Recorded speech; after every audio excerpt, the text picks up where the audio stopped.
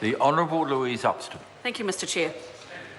Mr Chair, I just do want to put on record, firstly, my thanks for the work that the Select Committee have done. I appreciate a truncated period of time makes that challenging, so I do want to just, first of all, put that on record, and also the officials that have worked very closely with the Select Committee.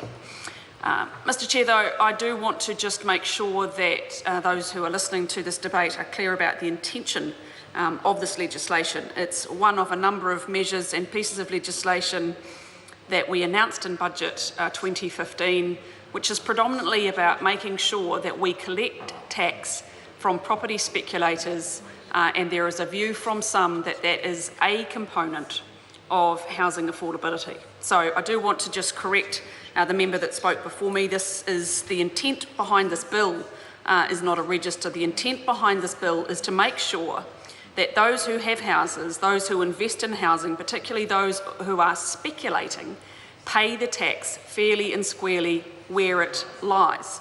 And this is a suite, as I said, of a number of pieces of legislation.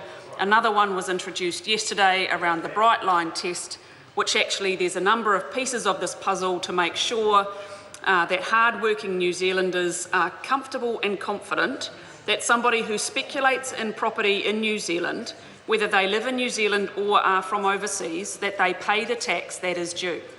So that's why, Mr Speaker, in terms of the exemption, the majority of New Zealanders who own their own home, live in their own home, this does not apply to them.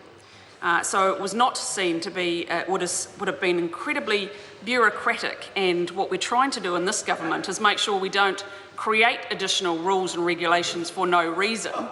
So this is exempting those majority of homeowners who buy their own home, who might sell it and change it in 5 years or 10 years' time, so that there's not a requirement on them to provide this information.